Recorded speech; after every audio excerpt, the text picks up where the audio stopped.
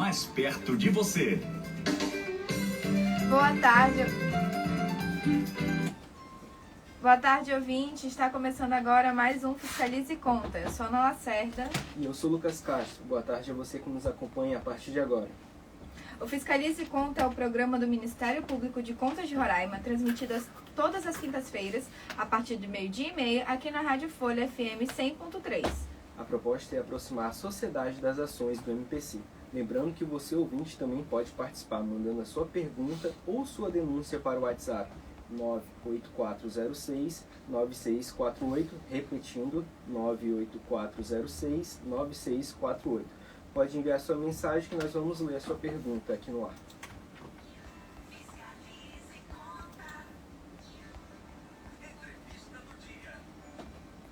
No dia 26 de junho é celebrado o Dia Internacional contra o Abuso e Tráfico Ilícito de Drogas. O propósito da data é conscientizar a população sobre o combate contra o uso de drogas, principalmente entre os jovens e os adolescentes. No programa de hoje, vamos conversar com o presidente da instituição Casa do Pai, Júnior Lessa. Ele irá falar com a gente sobre a Casa do Pai e vem ajudando a recuperar pessoas que têm algum tipo de dependência química e outros vícios. Seja bem-vindo à Fiscalize e Conta, J.R. Lessa. Boa tarde a todos, boa tarde Lucas, Ana e todos os ouvintes. É uma alegria poder estar aqui com vocês. J.R., você pode começar, falando um pouco sobre a sua história, como começou a sua dedicação em ajudar? Bom, lógico, além de ter passado pela questão da dependência química, que é as drogas, e depois de realmente algum tempo já estar limpo, como a gente chama na linguagem de recuperação, de poder já estar pronto para ajudar outras pessoas, nós começamos um trabalho que nós consideramos que foi realmente uma orientação de Deus, para que a gente pudesse começar um trabalho de ajuda às pessoas com o problema da dependência química. JR, a instituição Casa do Pai foi fundada em 2006, que funciona como uma comunidade de tratamento terapêutico, para pessoas que têm dependência química. O senhor pode contar um pouco da história da Casa do Pai, como surgiu aqui na nossa cidade de Boa Vista e como vem funcionando até os dias de hoje? Com certeza. As comunidades terapêuticas ela têm sido norteadas por alguns princípios. Primeiro, a internação é totalmente voluntária. A pessoa decide pelo tratamento, decide para ir para uma casa de recuperação. Porque existem outros tipos de tratamento que não apenas o voluntário.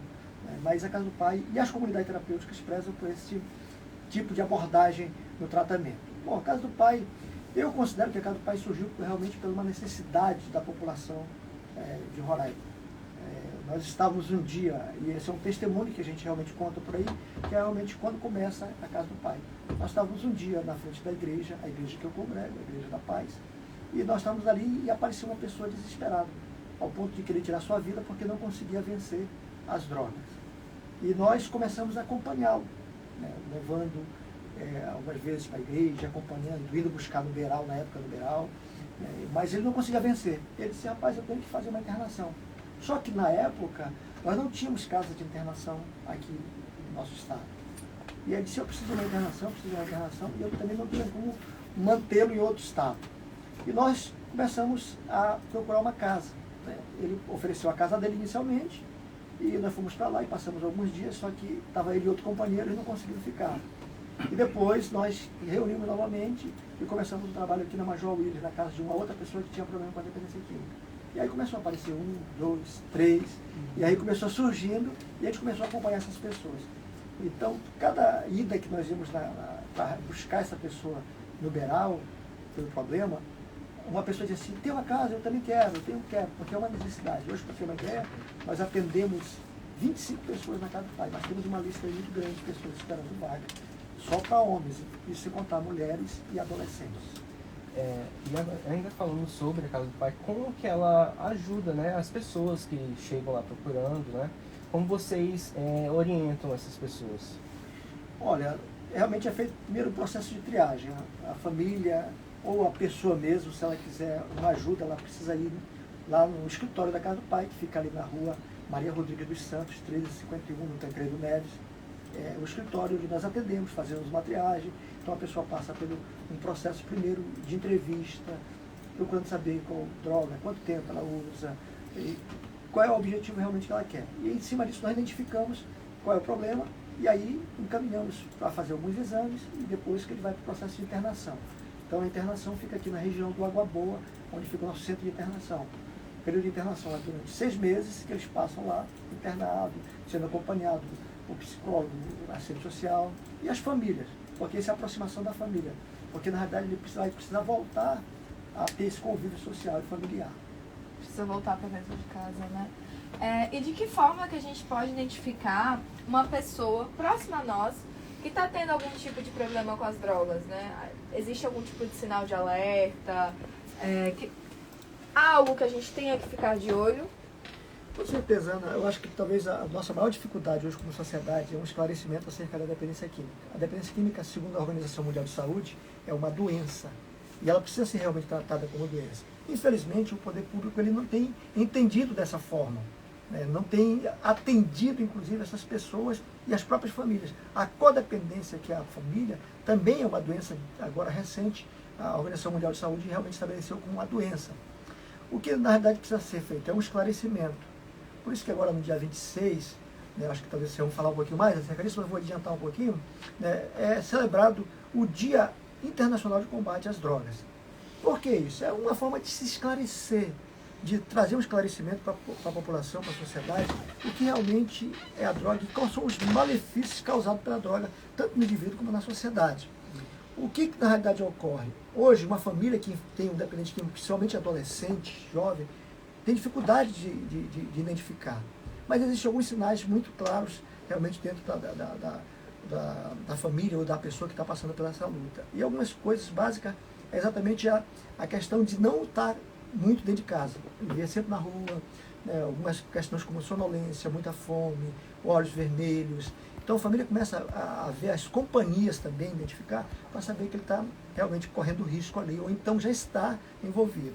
Lógico que nós gostaríamos, e nós fazemos isso como o caso do pai, um trabalho preventivo, onde a gente pudesse ir para as escolas, onde pudéssemos ir com as famílias, trabalhar preventivamente. E não só isso, mas também capacitar professores, né, pedagogos, psicopedagogos, para que eles pudessem realmente ter essa habilidade para identificar uma criança, um adolescente que está nesse estado de vulnerabilidade. E depois que a gente identifica, que medida que a gente tem que tomar em relação a isso? Olha, primeiro é realmente conscientizar. Claro que a conscientização viria antes, mas depois que já está realmente melhor no uso... evitar do que medicar. É verdade. Tem um ditado muito popular que diz, é melhor prevenir do que remediar. Mas é verdade. Só que esse trabalho de prevenção a gente não tem apoio. Então é isso que a Casa do Pai já faz isso ao longo dos anos, dando palestras nas escolas. Mas o que fazer agora depois que entrou nas drogas? Muitas vezes uma família chega e, vou espancar, vou bater, mas não é mais esse caminho porque não tem como reverter dessa forma.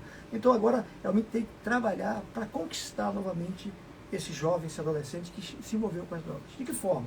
Chamando para perto, orientando, mostrando e tentando realmente separá-lo daquele ambiente onde ele está agora. É uma tarefa que não é fácil, porque muitas vezes já está muito envolvido. Aí envolve uma série de coisas, como envolvimento com facções, envolvimento no crime. Então, isso muitas vezes é um problema que muitas vezes não tem uma solução imediata. Nós precisamos realmente trabalhar isso a longo prazo. Mas, claro, eu volto a reforçar. A questão da prevenção é de suma importância. Júnior, você mencionou, né, a gente está falando sobre as famílias que identificam. E como eles chegam até vocês? Vocês têm algum canal no Instagram ou no Facebook? Como está a fila, né, de vocês? A gente sabe que é um trabalho árduo, então acho que vocês têm uma fila de espera grande, né, para poder receber essas pessoas que buscam tratamento com vocês. Com certeza, essa talvez seja o grande gargalo hoje da sociedade. Por exemplo, a gente olha para São Paulo, a maior cidade da América Latina, uma metrópole, e ela tem uma ferida aberta no centro de São Paulo chamada Cracolândia. E as Cracolândias da vida se espalham pelo Brasil afora. Aqui nós temos as nossas, né? E isso realmente é algo que a sociedade muitas vezes, ou o poder público, está inerte, ou mesmo sem apontar uma solução para que a gente realmente possa buscar uma alternativa.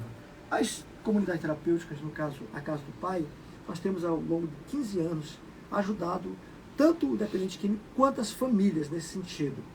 Então, uma família hoje que está passando por essas dificuldades, que precisam de atendimento, lógico, como eu falei, é um tratamento voluntário. Ele precisa querer, então ele precisa buscar esse atendimento para que ele possa realmente ser atendido. E aí, lógico, dentro desse processo, tem todo um encaminhamento que será feito a partir do escritório da Casa do Pai. São mais jovens ou adultos que vão lá em busca de vocês? Ou varia bastante? As comunidades ela atendem realmente maiores, a partir de 18 anos até 65 anos, né, que estão uma faixa etária. Então tem todas as faixas etárias. Mas o jovem, com certeza, é o mais assediado. E é o que realmente tem o maior número de jovens. Porque hoje, para você ter uma ideia, Lucas, tem crianças de 9 anos usando droga. Crianças. Nós estávamos dando uma palestra na escola e a gente identificou crianças de 9 anos usando droga. Sabe, eu não sei se isso chama a atenção de vocês, mas a mim, Com que já certeza. tem ouvido, realmente chama. Então deveria chamar também o poder público para uma discussão mais ampla, buscar uma alternativa, buscar uma solução. Não só marginalizar, né, esses casos. É uma exceção. Nunca é só uma exceção, porque, né, tem contato com outras crianças, tem contato com outras pessoas e isso vai aumentando cada vez mais esse círculo. Inclusive, Ana, tinha uma discussão. Quem é o dependente químico? Um doente ou um bandido? E essa é uma discussão que a gente precisa trazer à tona. Quem é essa pessoa realmente? É o bandido? Não é um doente. Lógico que a dependência química é uma doença comportamental. Ela vai levar pessoas a ter comportamentos que ela não tinha antes. Como explica, por exemplo, uma pessoa que é um policial e usa droga? A gente não adianta querer tapar o sol com a peneira que existe. E a gente sabe disso. Então, um médico, um advogado, então, são várias pessoas que passam e não tem realmente apenas uma camada social, porque muitas vezes esse é o problema de quem é menos favorecido, de quem vive nas periferias, na favela. Não, é todo mundo. As drogas alcançam todas as pessoas, né? Independente de credo, independente de cor, de posição social. Ele realmente atinge todas as pessoas.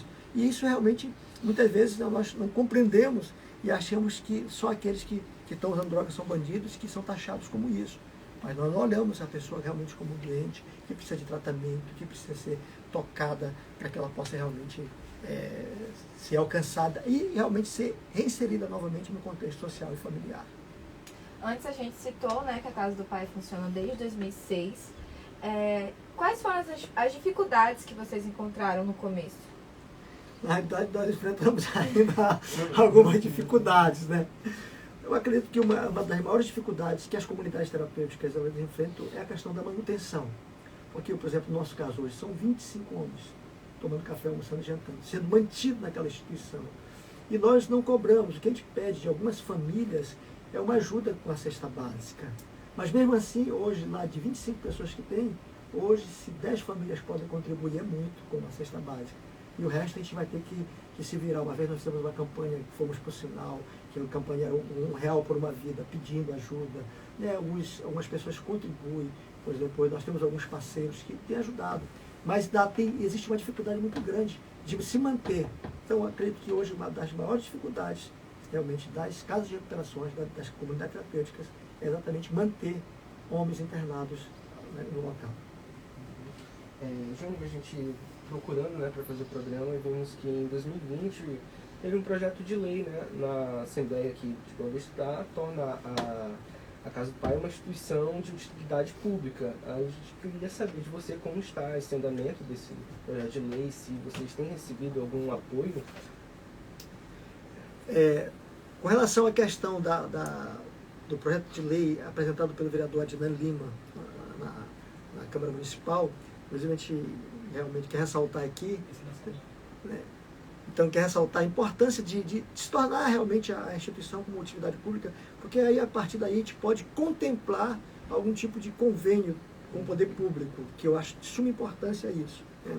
Eu acredito que o processo está tramitando para ser sancionado pelo presidente, e aí a gente realmente só está aguardando que isso ocorra para que a gente possa realmente talvez correr atrás um pouco mais do poder público. Assim também como tem na Assembleia tramitando um projeto para também tornar a Casa do Pai utilidade pública.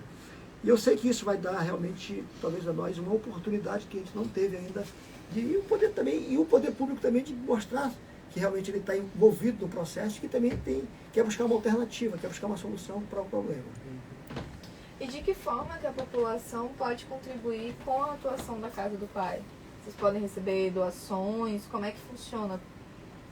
Com certeza, né? Nós devemos receber doações lá no escritório, inclusive o próprio, a Procuradoria, um tempo desse, fez uma programação, arrecadou cestas básicas, fizeram uma doação para a gente, a Roraima Energia já fez realmente doações de cestas básicas. Então, tem algumas instituições que têm realmente feito alguma programação e doado essas cestas básicas para a Casa do Pai. E todos aqueles que puderem contribuir, mas se você puder dar 1 quilo de arroz, 1 quilo de feijão, nós vamos ficar muito gratos, porque vai ajudar muito a uma pessoa a realmente ser mantida naquele local. Toda ajuda é bem-vinda. Júnior, terá alguma programação agora para o dia 26 na Casa do Pai ou aqui mesmo na sede, né? Alguma organização para atender as pessoas, para que possa alertar, né? Vocês irão organizar algo sobre essa data, no dia 26? Todos os anos a gente realmente busca trazer esse momento, um processo de pensamento, de reflexão para a sociedade. Lógico, as pessoas que mais precisam talvez ser conscientizadas nesse momento seriam realmente aqueles que estão enfrentando dificuldades para que buscassem um tratamento. No dia 26, agora específico, é um domingo, só que vamos fazer uma programação na segunda-feira. Nós estamos já planejando, buscando os parceiros para fazer principalmente uma ação local.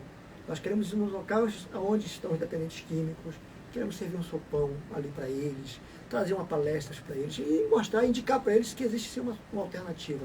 Aqueles que quiserem buscar realmente uma ajuda, nós estamos nos colocando à disposição. Eu estou contactando com outras instituições também que atendem nesse sentido, no processo de recuperação, as outras comunidades, e para que a gente possa formar junto um grupo, para que a gente possa atender muito mais pessoas, porque, por exemplo, a Casa do Pai hoje ela está praticamente lotada, não tem como atender, mas outras instituições podem abrir para que ela seja atendida essas pessoas. Mas a gente precisa trazer à memória isso com uma conscientização. E claro, o poder público realmente poderia também abrir isso como uma alternativa, dizer assim, olha, aqui vamos fazer algo para que possamos celebrar. Os conselhos, tanto o municipal quanto o estadual, eles deveriam estar atentos a essas questões dessa data, porque é uma atribuição do conselho fazer uma programação até para juntar as comunidades terapêuticas, mas eu não sei como que está a questão do conselho, se tem funcionado, tanto estadual quanto municipal, para que houvesse uma ação efetiva de conscientização e esclarecer também para a população que o dependente químico, como as pessoas chamam de drogado, não é só um bandido, ele é um doente que precisa de uma alternativa. É uma pessoa ele também. Uma pessoa, um ser humano. Não está ali porque quer, muitas vezes. Exatamente, essa que é a grande questão, porque muitas vezes nós já atendemos, eu lembro de uma história, se você me permita, eu lembro de uma história de um pai que chegou comigo lá e trazendo o filho.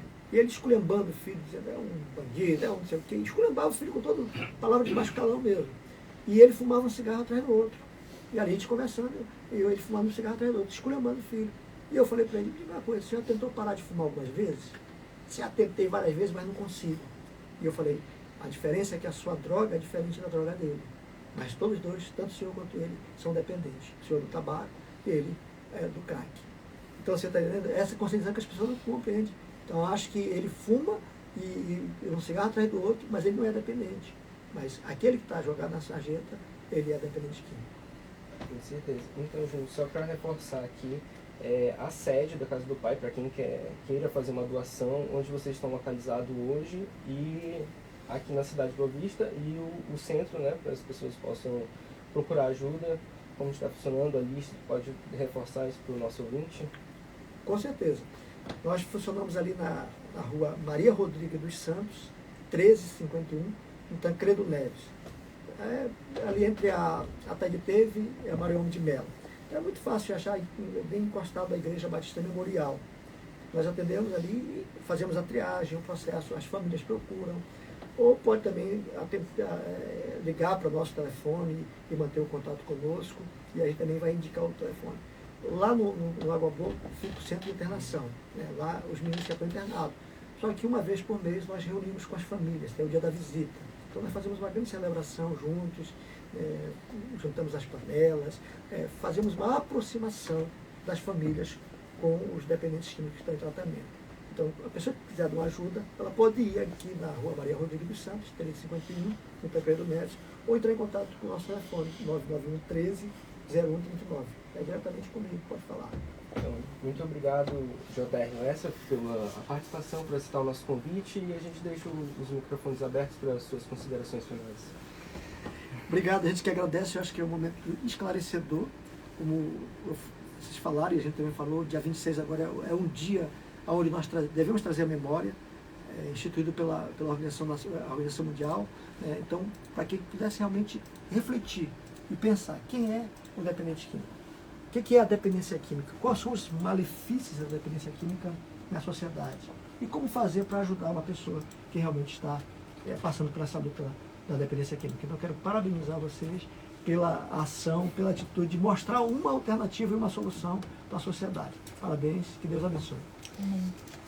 O Fiscalize Conta de hoje está chegando ao fim, mas na próxima semana estaremos de volta, trazendo tudo que acontece no MP de Contas aqui de Roraima. E por ser um órgão que também atua em defesa da sociedade, aqui no Fiscalize Conta também são divulgadas as ações sociais e institucionais realizadas pelo MP de Contas. Estamos com os canais abertos para receber a sua denúncia sobre desvio de dinheiro público, obras e contratações com suspeita de superfaturamento e outras irregularidades da sua rua, do seu bairro ou do seu município. Mande sua denúncia para o WhatsApp 98406-9648, 98406-9648 ou para o e-mail denunciaaqui@mpc.rr.gov.br. Siga o MPC Roraima nas redes sociais e fique por dentro da nossa atuação. No Instagram, nosso perfil é @MPCRoraima. Não esqueçam, todas as quintas-feiras, a partir de 12h30, na Rádio Folha FM 100.3, tem Fiscalize Conta com a apresentação de Lucas Castro E Ana Lacerda. Agradecemos a você, ouvinte, pela companhia. Até a semana que vem. Cuidem-se todos até semana que vem. Muito obrigada para vocês, ouvintes. Um abraço para todos os servidores do MPC, né, Ana? Todos os que estão ouvindo, um abraço a vocês. Tchau, tchau. Tchau, tchau. Até a semana que vem.